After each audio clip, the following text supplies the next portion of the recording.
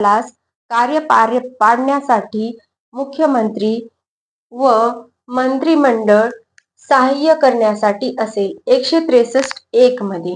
त्यानंतर 163 मध्ये राज्यपालाने केलेली कुठलीही कृती किंवा कार्य किंवा निर्णय हे राज्यपालाने अंतिम असेल आणि ते कुठल्याही विधिग्राह्यता म्हणजेच एखाद्या प्रश्न उपस्थित करू शकणार नाही. राज्यपालाने जर एखादी कृती केली किंवा एखादं काम केलं तर त्याच्यावर कोणीही प्रश्न उपस्थित करू शकत नाही. हे कलम 163 मध्ये सांगितलेलं आहे.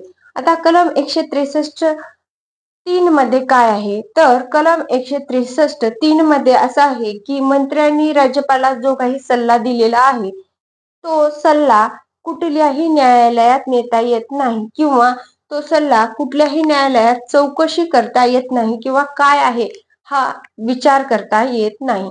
हे झालं कलम 163 1, 2, 3. या